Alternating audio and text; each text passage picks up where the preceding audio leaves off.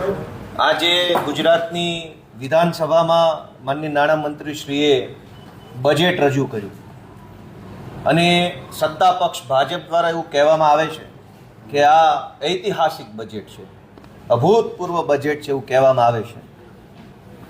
ગુજરાતની સરકારી તિજોરીના તાળા પણ શરમાઈ જાય એવા પ્રકારનું બજેટ આજે ગુજરાતની વિધાનસભામાં રજૂ કરવામાં આવ્યું છે.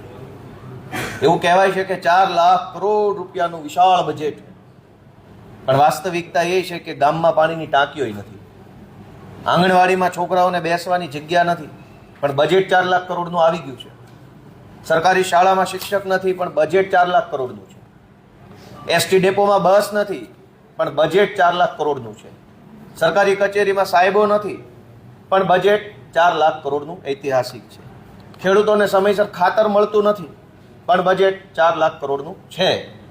ખેડૂતો પોતાની જણસ વેચવા જાય ત્યારે એને પૂરા ભાવ મળતા નથી, પણ બજેટ ઐતિહાસિક 4 લાખ કરોડનું છે. એટલે જ મેં કીધું કે ગુજરાતની સરકારી તિજોરીના તાળાને શરમ લાગે એવો આ વિષય છે કે ક્યાં એટલા પૈસા છે, ક્યાં સરકાર કામ કરે છે, શેના 4 લાખ કરોડ અને શેની બજેટ. આજે આ બજેટની જો વાત કરીએ તો સરકારે ખૂબ મોટી મોટી જાહેરાતો કરી છે અને એમાં સૌથી મોટી બાબત એ છે કે ગાંડા બાવળ કાપવા માટે 97 કરોડ રૂપિયાની જોગવાઈ કરી છે. હવે ગાંડા બાવળ ઉગ્યા છે ક્યાં? 30 વર્ષથી તો ભાજપની સરકાર છે, કેવી રીતે ગાંડા બાવળ ઉગી ગયા? અને આટલા બધા ઉગ્યા પછી હવે પબ્લિકના પૈસે તમે ગાંડા બાવળ કાપશો? વિચાર તો કરો. સાયકલ આપવા માટે 73 કરોડ રૂપિયા. એક બાજુ ચંદ્ર મંગળ ઉપર જવાની વાતો આજે વિધાનસભા ગૃહમાં થઈ. નાયબ મુખ્યમંત્રી ને મંત્રી ને બધા કહેતા હતા કે મંગળ ઉપર જવું છે, તો સાયકલ લઈને જશો મંગળ ઉપર? સાયકલ આપવા માટે 73 કરોડ રૂપિયા. ભાઈ આપવું હોય આપણા ગુજરાતના યુવાનોને, વિદ્યાર્થીઓને, બાળકોને તો એક્ટિવા આપો, સારી બસ આપો, સારી વ્યવસ્થા. સાયકલ શું? કયા ભાજપના નેતાના છોકરાઓ સાયકલો લઈને ભણવા જાય છે? તમારા છોકરા એક્ટિવા લઈને ભણવા જશે. ગુજરાતના ગામડાના ગરીબ ખેડૂતના દીકરાને સાયકલોના નામે છેતરવા નીકળ્યા છે. ગાંડા બાવળ કાપવા 97 કરોડ, સાયકલ આપવા માટે 73 કરોડ. અને આ વખતે એક નવી જોગવાઈ આવી છે કે જે ગુજરાતમાં દારૂબંધી છે એ ગુજરાતમાં નશા મુક્તિ કેન્દ્ર ખોલવા માટે 15 કરોડની જોગવાઈ કરી છે. એટલે વધાવો બધા. ગુજરાતમાં દારૂબંધી છે, દારૂ નથી વેચાતો, ડ્રગ્સ નથી વેચાતો, તો આ નશા મુક્તિ શેની કરવાની છે? કંઈક એવું તો નથી ને કે ભાજપનો નશો ઉતારવા માટે નશા મુક્તિ કેન્દ્ર ખોલવામાં આવે? 15 કરોડ રૂપિયા નશા મુક્તિ કેન્દ્ર. આ કોનો નશો ઉતારવાનો છે?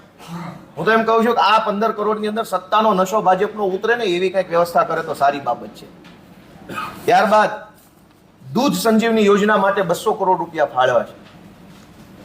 દૂધ ગામડાના ગરીબના દીકરાને મળે એ તો સારી બાબત છે, પણ હમણાં કેટલાય સમયથી આપણે જોઈએ છે કે કેમિકલ વાળું નકલી ઝેરી દૂધ વેચાઈ રહ્યું ચારે બાજુ. આ બજેટમાં ખરેખર તો સરકારે એ વાતની ચિંતા કરવાની જરૂર હતી કે છાશવારે છાપું ખોલો અને છાપામાં સમાચાર હોય કે કેમિકલ વાળા દૂધના ટેન્કરો પકડાયા. હમણાં 2 દિવસ પહેલા જ જેતપુર સાઈડ યુવરાજસિંહ જાડેજા અને એમની ટીમ દ્વારા નકલી દૂધનો કારોબાર ખુલ્લો પાડવામાં આવ્યો. હજારો કરોડો લીટર ઝેરી કેમિકલ વાળું બનાવટી પામ તેલથી બનાવેલું ઝેરી દૂધ વેચાય છે. એની ઉપર સરકાર બજેટમાં એક શબ્દ બોલવા તૈયાર નથી. દૂધ એ બહુ પવિત્ર વસ્તુ છે. દૂધ એક આપણને પશુપાલન કરતા પશુ તરફથી મળે ને એક માનું દૂધ છે.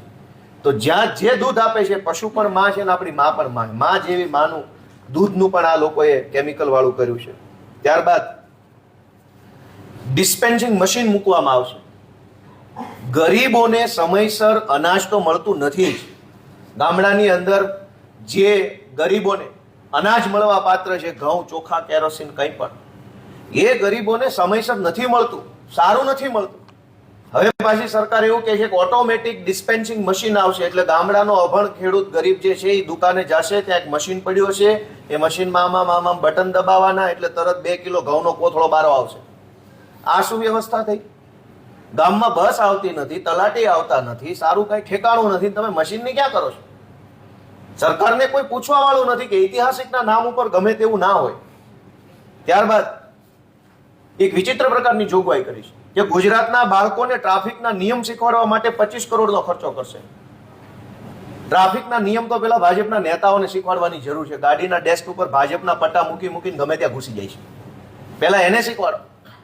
ભાજપનો ખેસ ગાડીના ડેસ્ક ઉપર મૂક્યા પછી માણસ એકદમ મુઘલ સલ્તનતનો બાદશાહ બની જાય છે. કે હવે કોઈ કાયદો લાગુ નથી પડતો, ગમે ત્યાં ગાડી લઈને ગમે ત્યાં ઘૂસી જાવ, બાળકોને ટ્રાફિકના નિયમ નથી શીખવાડવાના.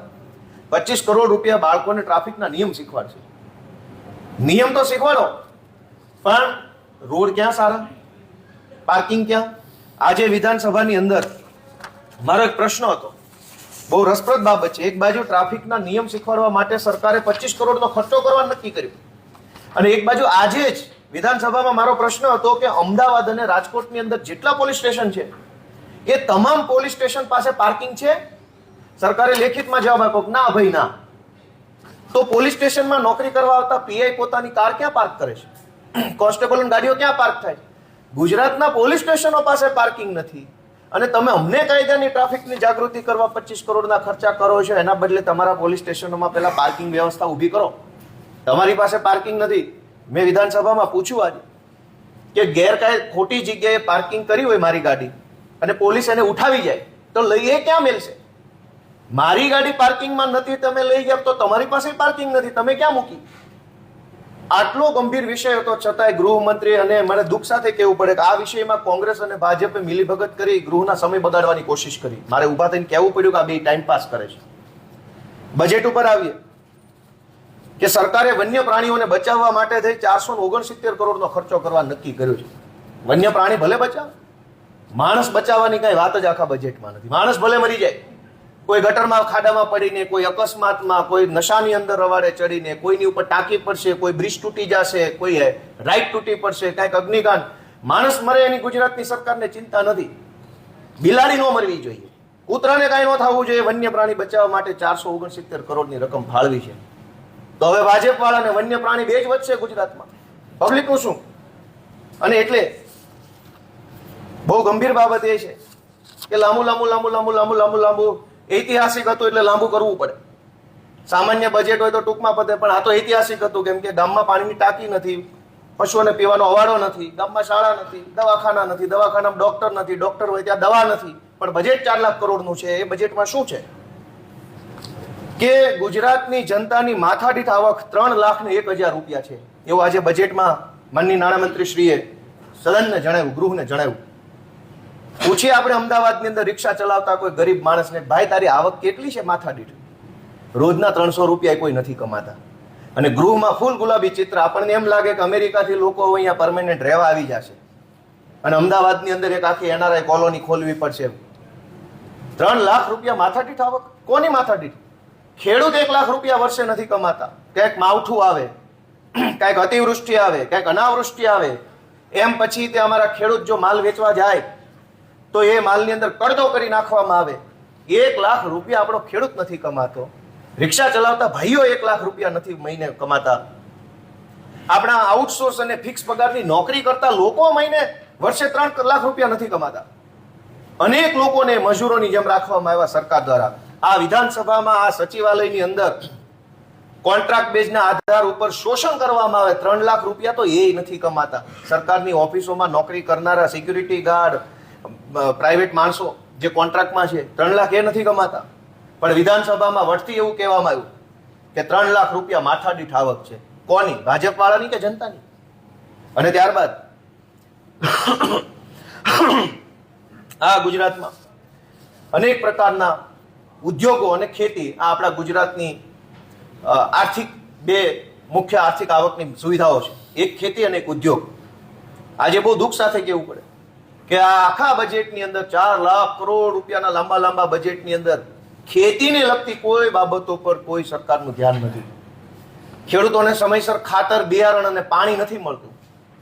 એ બાબત ઉપર બજેટની આખી ચોપડી હું લઈને આવ્યો છું. ક્યાંય એની કોઈ આખી વાત નથી કરી કે ભાઈ કેવી રીતે તમે સૌરાષ્ટ્રના અનેક ખેતરોમાં પાણી નથી પહોંચ્યું. સૌની યોજના, સુજલામ સુફલામ યોજના, સરદાર સરોવર યોજના, આ યોજના 3 ખટારા ભરાય એટલી યોજના બની છે, પણ પાણીનું ટીપું અમારા કાઠિયાવાડના ખેડૂતના ખેતરે નથી પહોંચ્યું. અને કાઠિયાવાડ શું, સરદાર સરોવર ડેમ બન્યા પછી નર્મદા જિલ્લાના ખેડૂતોને એનું ટીપું પાણી હજુ નથી પહોંચ્યું. તો એક 3 ખટારા ભરાય એટલી પાણીની યોજના બની, કાગળ ઉપર બજેટ ફળવાઈ ગયા, વાહવાહી થઈ ગઈ, ભાજપની બહુમતીથી પાટલી થપથપાવી. પાણી ક્યાં? પાણીની આજે કોઈ આની અંદર ચર્ચા નથી કે કાઠિયાવાડના ખેતરોની અંદર પાણી ક્યારે આવશે. જ્યારે જરૂર હોય ત્યારે યુરિયા ખાતર, ડીએપી ખાતર માટે ખેડૂતોએ લાઈનમાં ઊભું રહેવું પડે. આખા ગુજરાતમાં આપણે જોયું. ખાતર સમયસર ખેડૂતોને મળી રહે એના માટે સરકાર શું કરવા માંગે છે? કોઈ આની અંદર જાહેરાત નથી. ખેડૂતોને એક નારો આપવામાં આવ્યો કે વાવણીથી વેચાણ.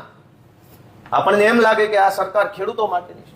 વાવણીથી વેચાણ, વાવણી થાય ત્યાંથી લઈને વેચાણ થાય ત્યાં સુધી આ સરકાર તમને ટેકો કરશે એવો મોટો નારો આપવામાં આવ્યો. અને 18,000 કરોડ રૂપિયા ફાળવા. પણ વાવણી ટાણે ખાતર ન હોય, વાવણી ટાણે પાણી ન હોય ને વેચવા જાવ ત્યારે કડદો થઈ જાય. છતાંય ગૃહની અંદર 4 લાખ કરોડનું ઐતિહાસિક બજેટ રજૂ થઈ ગયું. ખેડૂતોની સ્પષ્ટ માંગણી છે કે સોયાબીન, મગફળી, ચણા, તુવેર, આ જે કાંઈ પણ કૃષિ ઉત્પાદનો છે એની 100% ખરીદી યા તો ટેકાના ભાવે થઈ જવી જોઈએ, યા તો ટેકાનો ભાવ બંધ કરી અને ભાવાંતર યોજના આવવી જોઈએ. અમારા દરેક ખેડૂતોએ કીધું છે સરકાર માત્ર 100 મણ અથવા 120 મણની ખરીદી કરે છે, તો વધારાના ઉત્પાદનની ખરીદી ક્યાં વેચવા જવા? યા તો 100% જેમ પંજાબની આમ આદમી પાર્ટીની સરકાર કોઈ પણ હોય, ઘઉં હોય, બાજરો હોય, જુવાર હોય, ચોખા હોય, એની 100% ટેકાના ભાવે ખરીદી કરી લે. 100% માલ ખેડૂતના ખેતરે જેટલો માલ પાકે એ તમામ માલની સરકાર ખરીદી પંજાબમાં કરે છે.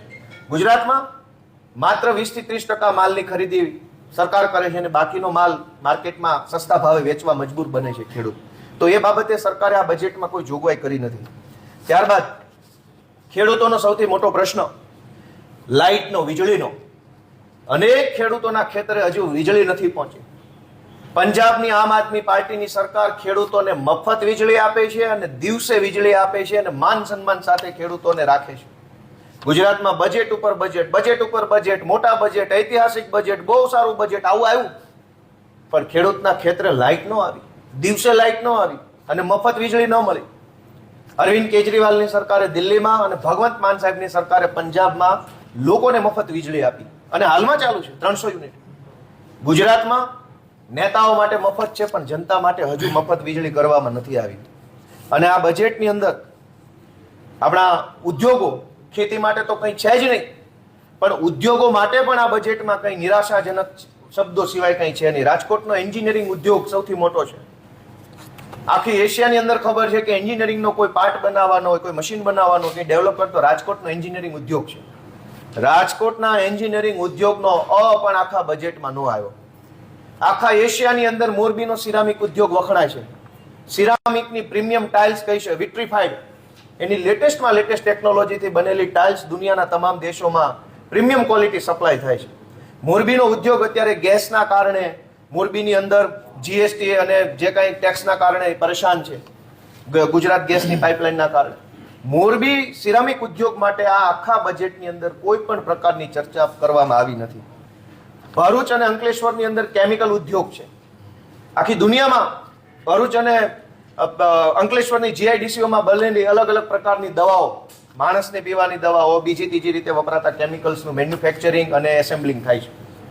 ભરૂચ નર્મદાના કેમિકલ ઉદ્યોગ માટે કેમિકલનો ક પણ બોલવામાં નથી આવ્યો બજેટમાં. સુરેન્દ્રનગર, બોટાદ જિલ્લામાં જીનિંગ ઉદ્યોગ છે, કપાસમાંથી એની આગળની પ્રોસેસ કરવા માટે. ખેડૂતોના મસીહા બનવાની કોશિશ કરનારા ભાજપના લોકોની સરકારે આ જીનિંગ ઉદ્યોગ, કપાસ પકવતા ખેડૂતો માટે કોઈ પણ પ્રકારની ચર્ચા કરી નથી.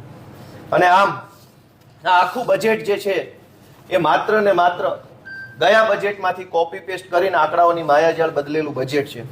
મારા માટે સૌરાષ્ટ્રના ધારાસભ્ય તરીકે, ગામડાના વ્યક્તિ તરીકે, ગુજરાતના ગામડામાં ઉછરેલા ગામડા પ્રેમી એક નાગરિક તરીકે અત્યંત દુઃખનો વિષય આ બજેટમાં એ છે કે સરકારે શહેરી વિકાસ માટે 33,504 કરોડ રૂપિયા ફાળવા અને ગ્રામ્ય વિકાસ માટે 14,858 કરોડ ફાળવા. આ ગુજરાતની સરકાર શું ઈચ્છે છે કે ગામડાનો માણસ ગામડું મજબૂરીમાં, લાચારીમાં છોડી દે અને શહેરોમાં આવી જાય? ગુજરાતના શહેરો અત્યારે ઓવર ક્રાઉડેડ છે. શહેરોની અંદર સંખ્યા સમાતી નથી, વસ્તી ગીચતા વધતી જાય છે, લોકો ટ્રાફિકનો ભોગ બને છે, ઘોંઘાટનો ભોગ બને છે, ગેરકાયદેસર બાંધકામો, ગેરકાયદેસરના પાર્કિંગો, શહેરોની અંદર એટલી બધી સમસ્યા વધી રહી છે. છતાં પણ ગામડાનો માણસ લાચારી વશ ગામડું છોડીને શહેરમાં આવે એવો માહોલ સર્જવા માટે ગામડાની અંદર બજેટની ઓછી 50% ઓછું બજેટ ફાળવ્યું. શહેરોમાં 33,000 કરોડ, ગામડામાં 14,000 કરોડ. એનો અર્થ એ થયો કે ગામડાના મતથી ચૂંટાયેલા ભાજપના ધારાસભ્યો અને ભાજપની સરકારે ગામડાના માણસને પસંદ નથી કરતી. ગામડાના લોકોની વિરોધી સરકાર છે. ગામડામાં સુવિધા ઊભી ન થાય, રોડ ન બને, દવાખાના ન બને, શાળા ન બને, બસો ન આવે, સામાજિક સુરક્ષા ન મળે તો દરેક નાગરિકે મજબૂરીવશ ગામડું છોડી અમદાવાદ, સુરત, વડોદરાની અંદર આવવું પડે અને બાપ દાદાનું ગામ, બાપ દાદાની જમીન, બાપ દાદાના મકાન છોડીને અમદાવાદની 10 ફૂટ બાય 12 ફૂટની ખોલીમાં, લાચારીમાં રહેવા મજબૂર કરવાનું કામ આ ભાજપે કર્યું છે. હું આ ભાજપની સરકારને ખૂબ એટલે ખૂબ ભગવાનને હું તો પ્રાર્થના કરું છું કે આને સદબુદ્ધિ આપે કે ભારત અને ગુજરાત એ ગામડાઓનું બનેલું છે. ભારત ગામડાનો દેશ છે, મહાત્મા ગાંધીએ કીધેલું. ગુજરાત ગામડાઓનું રાજ્ય છે. ગામડું નહીં ટકે તો ગુજરાતનું કોઈ શહેર નહીં ટકે. ગામડું સજીવન નહીં થાય, ગામડું બેઠું નહીં થાય, ગામડું સક્ષમ નહીં બને તો ગુજરાતનું એક પણ શહેર આગળ નહીં આવી શકે. શહેરોના નામે 33,000 કરોડ ફાળવા છે. શહેરોમાં દૂધ ક્યાંથી આવે છે? શહેરોમાં ઘઉં ક્યાંથી આવે છે? શહેરોમાં ચોખા ક્યાંથી આવે છે? શહેરોમાં મગફળીનું તેલ ક્યાંથી આવે છે? તમામ વસ્તુ ગામડેથી આવે છે અને આ ભાજપની સરકાર ગામડાને ન્યાય કરે છે એ બિલકુલ અયોગ્ય બાબત છે. હું સરકારને એટલી વિનંતી કરવા માંગુ છું કે ગામડાઓને આવી રીતે નજરઅંદાજ ન કરો. ગામડાએ પણ વર્ષો સુધી તમને ખૂબ સારા મત આપ્યા છે અને એટલે આ બજેટ મને એવું લાગે છે કે ઐતિહાસિક નિરાશાજનક બજેટ છે.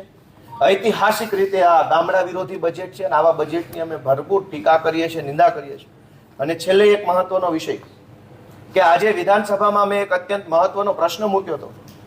અમરેલીની અંદર પાયલ ગોટીબેનનું સરઘસ કાઢવામાં આવ્યું ત્યાર પછી સમગ્ર ગુજરાતના તમામ સમાજના લોકો નારાજ થયા અને ખૂબ વિરોધ પ્રદર્શન થયા. એ પછી ગૃહમંત્રીએ પોતે એવી જાહેરાત કરી હતી કે એસઆઈટીની રચના કરશું ને એસઆઈટી તપાસ કરશે અને જે કાંઈ દોષિતો હશે એની વિરુદ્ધ કડકમાં કડક જે શેર શાયરી બોલે છે કાયદેસર રોજે રોજ એ શેર બોલેલા, કડક કાર્યવાહી, ચમરબંધીને નહીં છોડવું, કોઈને પકડવામાં નહીં આવે ને એવી બધી શાયરી બોલી ગયેલા. વિધાનસભામાં મેં આજે પ્રશ્ન પૂછ્યો કે શું સરકારે અમરેલી કેસમાં, લેટરકાંડ કેસમાં કોઈ એસઆઈટી બનાવેલી હતી? તો સરકારે ના પાડી કે ના ભાઈ ના, અમે તો કોઈ એસઆઈટી નથી બનાવી. અને પછી મેં પૂછ્યું કે એસઆઈટી એ શું તપાસ કરી? તો કે બનાવી જ નથી, શું તપાસ કરવાની? તમે વિચાર કરો કે ટીવીમાં આવીને, છાપામાં આવીને, માઇકની સામે આવીને કેટલા કોન્ફિડન્સથી જૂઠ ગુજરાતના ગૃહમંત્રી બોલીને ગયા કે એસઆઈટી બનાવો. અને આવી જ રીતે બધી એસઆઈટીઓ જે ઘટના બને છે એમાં એસઆઈટીનું આ સત્ય સામે આવી ગયું છે કે એસઆઈટીના નામે બોલી જવાનું, કાગળ ઉપર કોઈ એસઆઈટી નહીં. એટલે આજે આ જૂઠનો ખેલ ખુલ્લો પડી ગયો છે ફરી એક વખત કે આ ગુજરાતનું બજેટ ખેતી અને ઉદ્યોગ બેયના વિરોધી બજેટ છે, ગામડા વિરોધી બજેટ છે. આ બજેટમાં માત્ર ને માત્ર આખું બજેટ અમદાવાદ અને ગાંધીનગરની અંદર શું કરવાનું છે એને લગતું આ બજેટ છે. આખી ચોપડીમાં અમદાવાદમાં સ્ટેડિયમ બનશે, ગાંધીનગરમાં કોમ્પ્લેક્સ બનશે, અમદાવાદમાં આ બનશે. એટલે મને એવું લાગે છે કે અમદાવાદ ગાંધીનગર બજેટ આનું નામ રાખવું જોઈએ. બાકીના ગુજરાતનું બજેટ હજુ આવ્યું નથી.